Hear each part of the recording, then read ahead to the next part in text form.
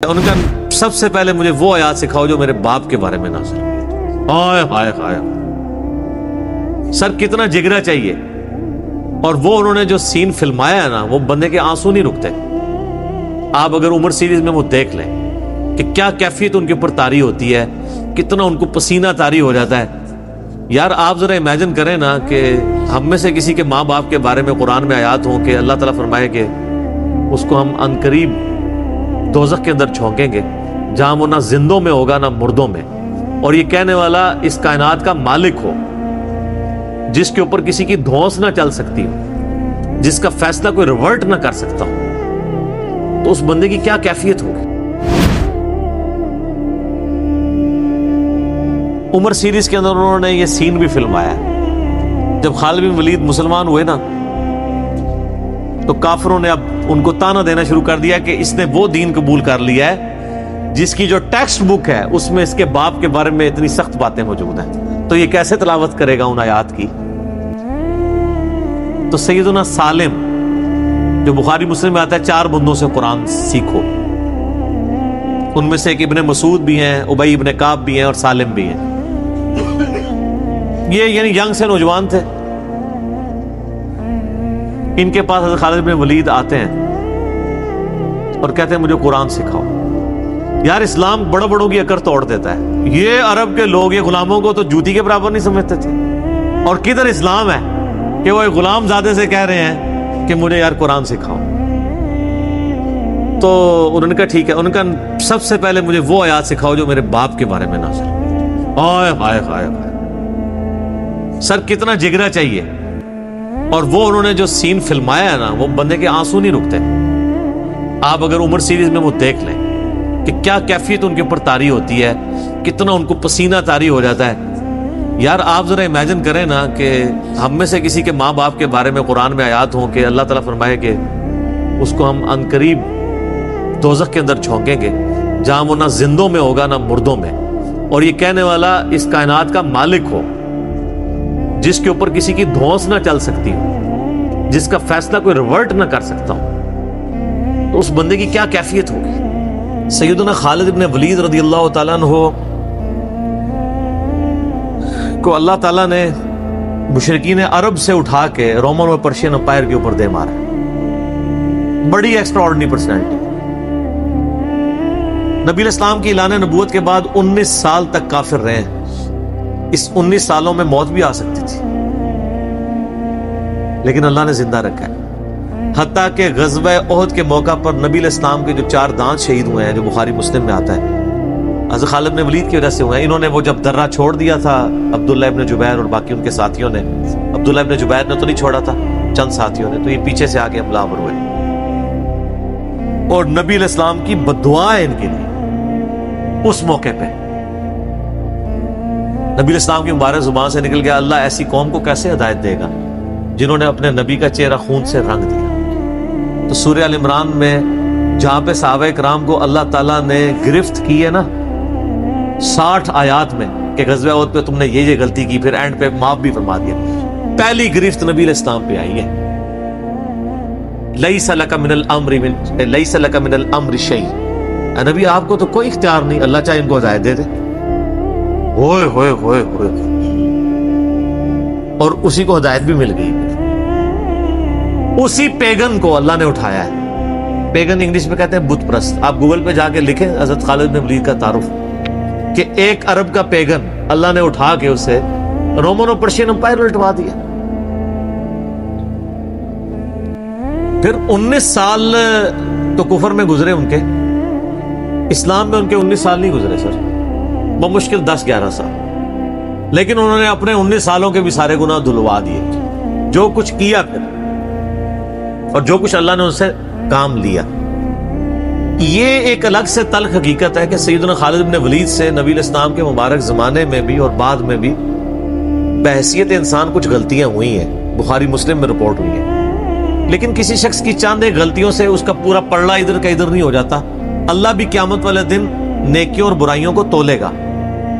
نیکیاں زیادہ ہوں گی تو پھر اس کو یہ نہیں کہا جائے گا کہ یہ تو نے اتنی بڑی برائی کیوں کی تھی، پھر وہ پاس ہو چکا ہے، چاہے کسی ایک سوال میں اس کے 0 نمبر بھی آئے ہوئے ہیں، پاس ہو چکا تو اس کا تانا بھی نہیں دیا جائے گا۔ नेवर। तो दो चार वाकयात को लेके इस तरीके से किसी बंदे पे चढ़ाई करना ये बिल्कुल ज्यादती वाली बात है। सैयदना खालिद बिन वलीद सैफुल्लाह है, इसमें कोई शक नहीं है। सही बुखारी में जो ये हदीस कहते हैं ना, ये हदीस बड़ी मशहूर है। ग़ज़वा मोता के मौका पर आपको पता है नबी इस्लाम ने रोमन एम्पायर की तरफ अपना एक एलची रवाना किया था, खत भेज के। उस एलची को कत्ल कर दिया गया था और उस वक्त एलची का कत्ल ऐलान जंग होता था। तो नबी इस्लाम ने एक लश्कर रवाना किया ज़ैद इब्न हारिसा की क़यादत में। नबी इस्लाम के मुंह बोला बेटा जिसका नाम कुरान में, वाहिद सहाबी जिसका नाम कुरान में ज़ैद। लेकिन साथ ही आपने फरमाया, सही बुखारी में अल्फाज है कि अगर ज़ैद फौत हो जाए,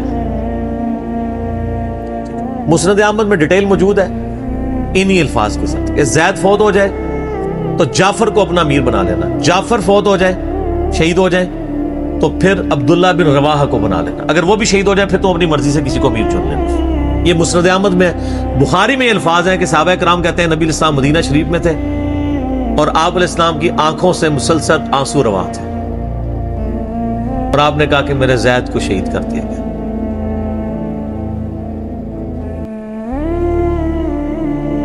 अब मुसलमानों का परचम जाफर ने थाम लिया। जाफर भी हुजूर के लाडले से, आपको पता है, जाफर तैयार, हजरत अली के भाई, जिनके बारे में बुखारी में आता है कि उनके दो बाजू कट गए थे तो आप अलैहिस्सलाम फरमाया मैंने उसे जन्नत में उड़ते हुए देखा, अल्लाह ने उसको दो पर दे दिए।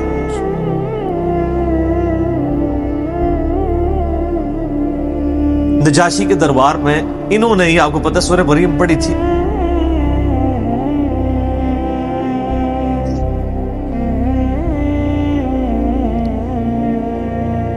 फिर आपने फरमाया कि जाफर को शहीद कर दिया गया। अब अब्दुल्ला इब्न रवाहा ने परचम थाम लिया। फिर आपने फरमाया उसे भी शहीद कर दिया गया। फिर आपने फरमाया अब अल्लाह की तलवारों में से एक तलवार को मुसलमानों ने अपना अमीर चुन लिया और मैं अल्लाह से उम्मीद करता हूं अल्लाह ताला उसके हाथ पे फतह दे और फतह हो भी गई। ये बुखारी की जो हदीस है ना, इसके ऊपर इमाम बुखारी ने बाब बांधा है मनाक़िब खालिद इब्न वलीद। हालांकि इसमें खालिद इब्न वलीद का नाम नहीं था, लेकिन इस हदीस के ऊपर बाब क्या बांधा, खालिद इब्न वलीद, क्योंकि वो सैफुल्लाह वो थे। सयूफुन मिन सयूफिल्लाह, अल्लाह की तलवारों में से एक तलवार के हाथ में झंडा आ गया, अल्लाह ताला फतह दे देगा, फतह हो गई। इसके 3-4 तरीके बुखारी में, बाकी तरीके के अंदर ना खालिद इब्न वलीद का नाम भी मौजूद है कि खालिद इब्न वलीद के हाथ में अब परचम आ गया, अल्लाह ने फतह दे दी। अच्छा, और वो फतह ये हुई कि बहुत बड़ा लश्कर सामने से आ गया था। हज़रत खालिद इब्न वलीद अपने लश्कर को बचा के वापस ले आए। एक ग़ज़वा मोता था और सही बुखारी में आता है कि 9 तलवारें हज़रत खालिद के हाथ में टूटी थी उस दिन, 9 तलवारें उस जंग के अंदर। वापस आ गए। फिर बाद में खैर वो एक रोमन एम्पायर वाला फिर यरमुक पे जाके कंक्लूजन हुई ना। यहाँ पे बुखारी में अल्फाज एक तरीक में खालिद इब्न वलीद है, दूसरी में सैफुल्लाह, और इमाम बुखारी ने बाब भी बांध दिया तो सैफुल्लाह साबित हो गया। इसी हदीस का जो तरीक मुस्नद अहमद में है उसमें अल्फाज है अल्लाह की तलवारों में से एक तलवार खालिद इब्न वलीद। जामिया तिर्मिज़ी में एक हदीस सही सनद के साथ है कि नबी इस्लाम के सामने से हजरत खालिद इब्न वलीद गुजरे तो आपने फरमाया कि खालिद बिन वलीद कितना नेक बंदा है अल्लाह का, अल्लाह की तलवारों में से एक तलवार है।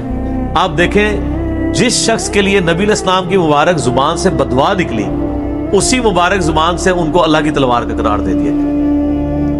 ज़ालिका फ़ज़्लुल्लाह युती मन यशा, ये अल्लाह की बेनियाज़ी है। आप तो किसी ऐसे शख्स को माफ भी ना करते जिसकी वजह से नबी के 4 दांत शहीद हुए।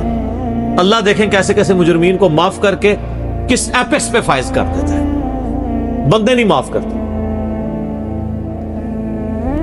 इस तरीके से सही बुखारी में हदीस है, हजरत अब्दुल्ला इब्न अब्बास कहते हैं कि मुझसे सैफुल्लाह खालिद इब्न वलीद ने खुद ये हदीस बयान की। तो बुखारी में खुद सैफुल्लाह लक़ब अब्दुल्ला इब्न अब्बास ने कि एक दिन हजरत खालिद इब्न वलीद नबी इस्लाम की बीवी सैयदा मैमूना जो कि मेरी खाला भी हैं, हजरत अब्दुल्ला इब्न अब्बास, उनके यहाँ नबी इस्लाम के पास बैठे हुए थे। तो उन्होंने भुनी हुई दब ला के रखी, अरबी में दब कहते हैं, दाल बात दब, उर्दू में हम उसे वो गो, वैसे गो का लफ्ज अप्रोप्रिएट नहीं है, सांडा लफ्ज है असल में, छिपकली से थोड़ी सी बड़ी होती है, हलाल है क्योंकि ये सब्जी खोर है। हाँ ये सब्जी खोर है, अरबी बड़े शौक से खाते हैं गो, दब कहते हैं। आप यूट्यूब पे भी दब लिखे ना तो पूरी अरबियों की वीडियोस खुल जाएंगी। दब ला के रखी गई भुनी हुई। तो हज़रत खालिद बिन वलीद कहते हैं मैं बड़े शौक से खाना शुरू किया और हुजूर मुझे बड़े देख रहे थे ऐसे, वो यानी इतने शौक से खा रहे थे। तो मैंने कहा या रसूल अल्लाह आप भी? तो आप फरमाया कि मेरे इलाके की ग़िज़ा नहीं है, मैं नहीं खाता, यानी हराम। उनका या रसूल अल्लाह क्या हराम है? आप फरमाया हराम नहीं है, मुझे पसंद नहीं है। इससे यह भी बात पता चली कि अगर किसी को कोई रिस्क पसंद ना हो तो इसमें कोई गुनाह और ऐब वाली बात नहीं है। यहाँ तो कहते हैं जिसको कद्दू पसंद नहीं है उसकी गर्दन उतार दो, कहते ना काजी अबू यूसुफ की तरफ एक झूठा वाकया मशहूर किया हुआ है। वो अल्लाह ने यानी इतनी चीजें इसलिए बनाई है ना, किसी को एक चीज पसंद होगी किसी को दूसरी, तो उसमें भी सैफुल्लाह के अल्फाज है। इसके अलावा सही मुस्लिम में एक हदीस है, आपको पता है जुल्खवैसरा अत-तमीमी नजदी खबीस जिसने कहा था ए मोहम्मद अल्लाह से डर और इंसाफ कर, बुखारी मुस्लिम दोनों में आता है। तो आप फरमाया अगर मैं इंसाफ करने वाला नहीं तो कौन है? तो वहां पे अल्फाज है मुस्लिम शरीफ में, ये बुखारी में भी हदीस है, मुस्लिम के अल्फाज हैं कि हजरत उमर फारूक रज़ियल्लाहु अन्हु का या रसूल अल्लाह इजाजत दें मैं इस मुनाफिक की गर्दन उड़ा दूं। और वहां पे अल्फाज है फिर सैफुल्लाह खालिद खड़े हुए, वहां भी लफ्ज है सैफुल्लाह। उन्होंने कहा या रसूल अल्लाह इजाजत दें। आप फरमाया छोड़ दो, लोग कहेंगे अपने साथियों को मरवाता है, कोई कलमा गो तो था ना वो, इसकी नस्ल से भी लोग पैदा होंगे, इनके खिलाफ किताल करने वाले मखलूक के बेहतरीन लोग होंगे। और अबू सईद खुदरी कहते हैं कि वो हज़रत अली के ज़माने में जब ये ज़ाहिर हुए तो हज़रत अली के साथ मिलकर हमने इन ख़वारिज के खिलाफ किताल किया था। तो ये मुस्लिम में भी सैफुल्लाह के अल्फाज मौजूद हैं।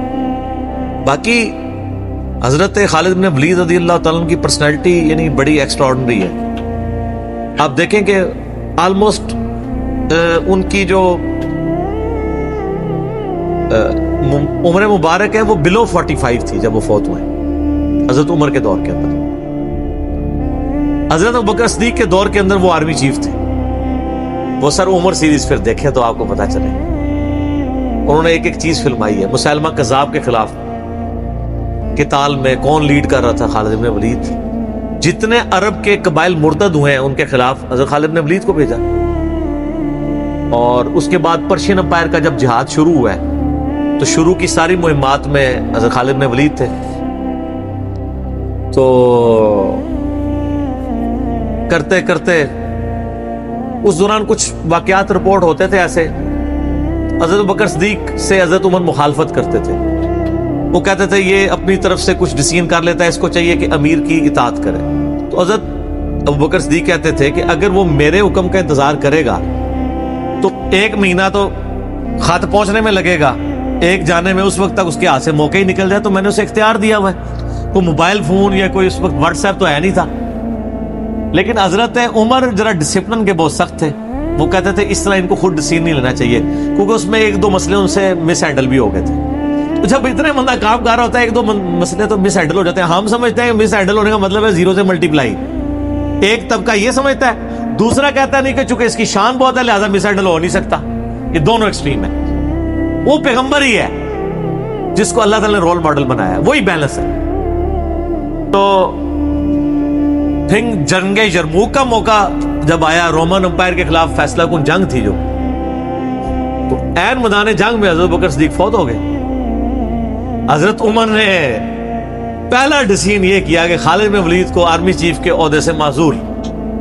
हाय हाय सर, बिल्कुल आप आखिरी ओवर चल रहे हो और आपका जो प्लेयर सेंचुरी मार रहा हो, आप उसको कहें इसको वापस आ जाओ और एक नया प्लेयर भेज दें। जो क्रीज पे सेट था उसको आप वापस बुला लें। ये वो शख्स कर सकता है जिसका खुदा पे यकीन हो। तो और आपको पता है हजरत उमर के रिश्तेदार थे करीबी, उन्हीं के कबीले से थे हजरत खालिद बिन वलीद। हजरत खालिद बिन वलीद को पता था कि ये अगर उमर खलीफा बनेगा ना तो फिर मेरा मामला पहले होगा। और वही हुआ, अबू उबैदा इब्न जर्राह को बना के भेज दिया। लोगों में बड़ी चेमा गोइयां शुरू हुई कि लो जी सबसे बड़ी आर्मी के खिलाफ जंग हो रही है, सबसे बड़ी सुपर पावर, और ऐन मैदान जंग में ये डिसीजन कर दिया है अगर मुसलमान हार गए फिर क्या होगा, ये वो अल्लाह ने फतह दे दी। फतह हुई तो अब जब लोग आके मुबारक बातें पेश कर रहे हैं, फिर हजरत उमर ने आके मस्जिद नबी में खुतबा दिया। उन्होंने कहा खुदा के लिए मैं तुमसे यही तो चीज खत्म करना चाहता था कि ये फतूहात खालिद की वजह से नहीं हो रही, रब्बे खालिद की वजह से हो रही है। कल को खालिद नहीं रहेगा तो तुम क्या समझोगे कि इस्लाम खत्म हो जाएगा? इस्लाम ने तो आगे चलना है, ठीक है। फिर उन्होंने कहा मेरी दूसरी हिकमत ये थी कि मुझे पता है कि अब ये रोमन अंपायर मुसलमानों के पास आ जाएगी, बैतुल मक़दिस भी फतह हो गया फिर बाद में, तो खालिद इब्न वलीद जो है ये जंग की फील्ड का मास्टर है। और जब कोई इलाका फतह हो जाता है फिर किसी जंगजू की वहां गवर्नर लगाने की जरूरत नहीं होती, बल्कि किसी ऐसे शख्स को गवर्नर लगाने की जरूरत होती है जो ह्यूमन इंस्टिंक्ट से वाकिफ हो, जिसको ह्यूमन मैनेजमेंट आती हो। तो खालिद तो हमेशा तलवार के साथ ही खेला है, इसको ह्यूमन मैनेजमेंट नहीं आती। तो मैंने उस शख्स का इंतखाब किया है जिसको सबसे ज्यादा रसूल सल्लल्लाहु अलैहि वसल्लम की सोहबत का शर्फ हासिल है। और बुखारी मुस्लिम में हदीस है कि नबी अलैहिस्सलाम ने फरमाया कि हर नबी के साथ एक अमीन होता है,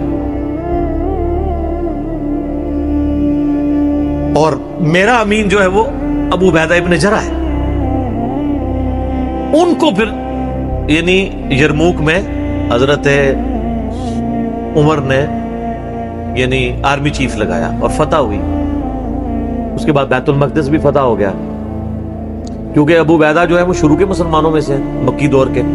अब बाद में लोगों को इस्लाम सिखाना था तो ऐसे बंदे की जरूरत थी ना। तो फिर हजरत उमर आपको पता है ना दौरे पे भी गए थे बैतुल मक़दिस की चाबियां लेने के लिए। तो वहां पे कई वाकयात हैं, उनमें से एक जो वाकया अबू उबैदा का जो कि जिक्र हुआ है, तो उसके बाद हजरत उमर अबू उबैदा को कहते हैं मुझे अपने अब आप ऑफिस में ले चलो।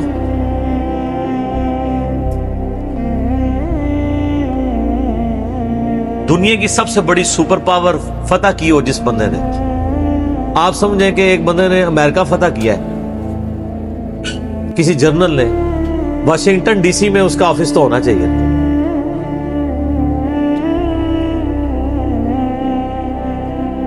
हजरत उमर रज़ियल्लाहु तआला अन्हु को अबू उबैदा जब अपने यानी ऑफिस में लेके गए तो ऑफिस क्या था, उसी किले का एक पुराना सा कमरा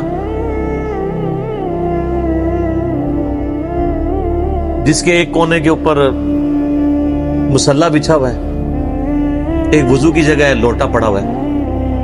ये कुल कायनात है उस ऑफिस की, जो सबसे बड़ी सुपर पावर को जिस बंदे ने गिराया, अबू उबैदा इब्न जरा ने। हजरत उमर रज़ियल्लाहु तआला अन्हु की आंखों में आंसू आ गए। उन्होंने फरमाया कि दुनिया ने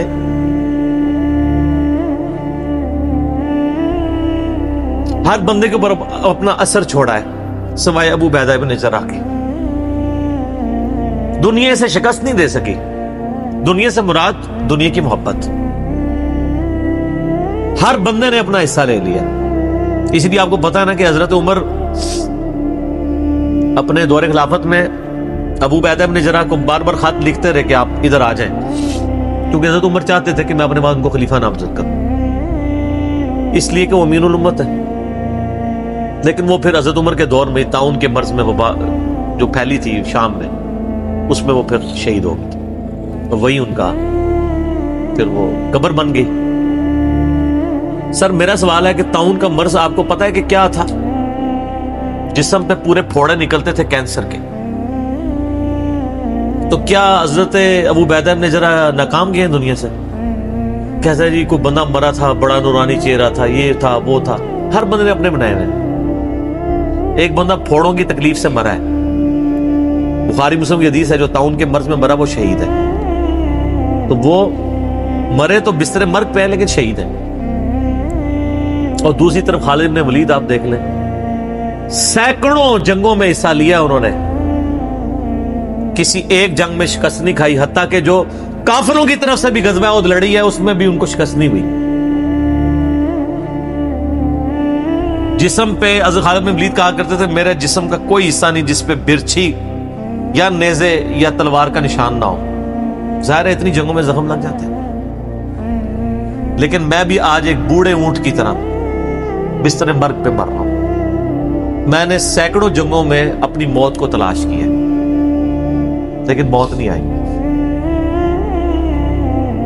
इसका मतलब है मौत जो है वो इस पे डिपेंडेंट नहीं है कि आप मैदान जंग में गए हुए हैं। ان کو موت میدان جنگ میں اس لیے نہیں آنی تھی کہ وہ اللہ کی تلوار تھے. اللہ کی تلوار تو نہیں ٹوٹ سکتی تھی.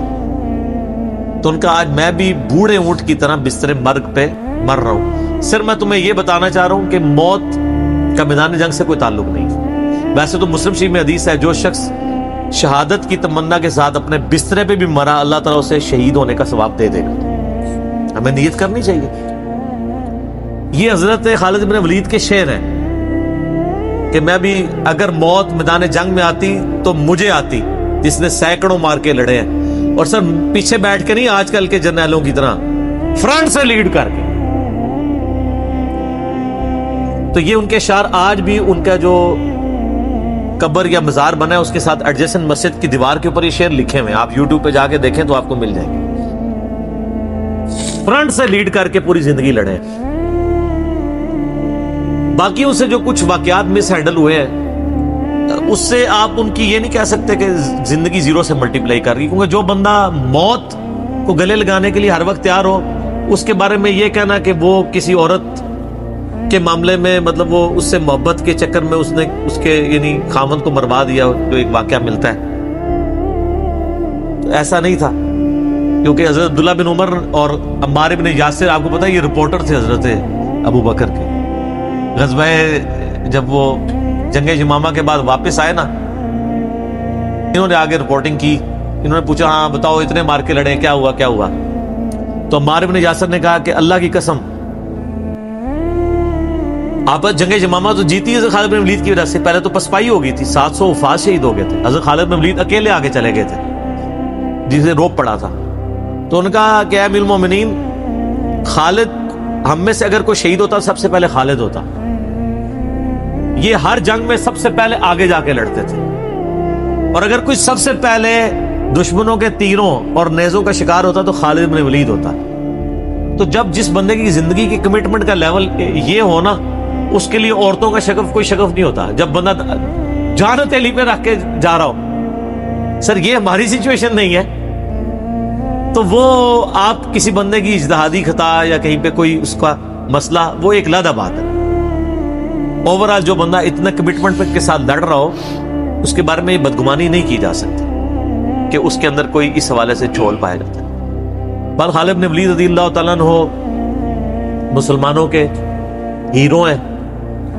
باپ کے بارے میں قرآن میں اتنے سخت الفاظ ہیں, اور بیٹا دیکھ لیں, ٹھیک ہے. اور آپ کو پتا ہے کہ حضرت خالد بن ولید حضرت عمر کی زندگی میں فوت ہو گئے تھے. ان کی جب شہادت, ان کی فوت ہونے کی خبر جب مدینہ شریف میں آئی نا, کچھ عورتوں نے واویلا کرنا شروع کر دیا.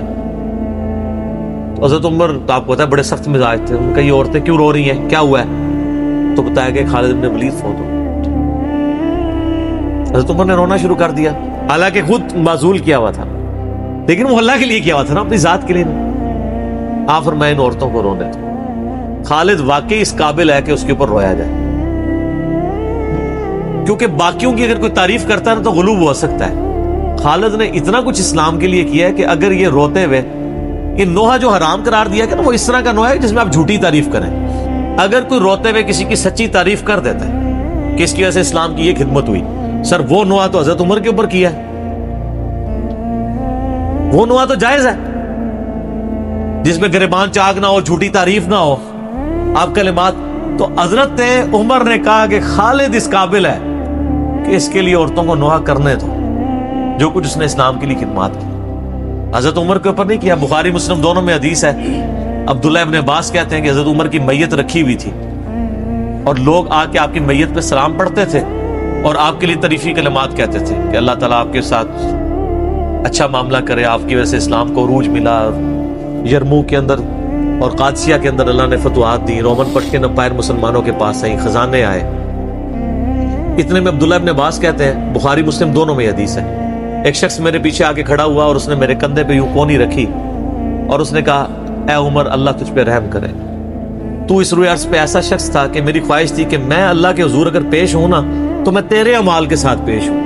ہائے ہائے ہائے, تیرے اعمال اس قابل ہے کہ میں چاہتا ہوں میں ان اعمال کے ساتھ اللہ کے سامنے پیش ہوں. اور میں نے رسول اللہ سے بارہ سنا تھا، میں ابو بکر اور عمر نے یہ کیا، میں ابو بکر اور عمر فلاں جگہ گئے، میں ابو بکر اور عمر داخل ہوئے، میں ابو بکر اور عمر نکلے، مجھے امید تھی کہ تم اپنے دو ساتھیوں سے جا ملو گے۔ کس کے ساتھ؟ رسول اللہ اور ابو بکر صلی اللہ علیہ وآلہ وسلم رضی اللہ تعالی۔ تو ابن عباس کہتے ہیں کہ میں نے جب یوں مڑ کے دیکھا تو حضرت علی بن ابی طالب تھے جو یہ تعریفی کلمات حضرت عمر کی میت پہ کہہ رہے تھے۔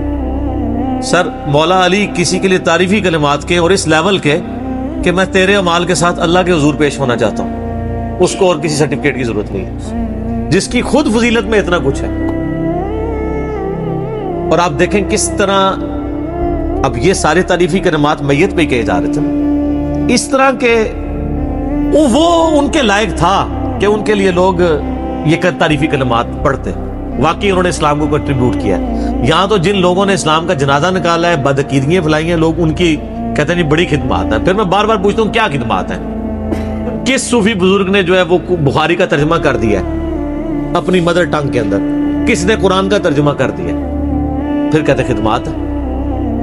خدمات جن لوگوں کی ہیں وہ نظر آ رہی ہیں۔ آج تک لوگ ان کا نام لیتے ہیں تو رضی اللہ تعالیٰ عنہ کہتے ہیں، ان کے لیے دعائیں مانگتے ہیں، ان کی زندگی میں بھی، ان کی وفات کے بعد بھی، قیامت تک۔ ٹھیک ہو گیا؟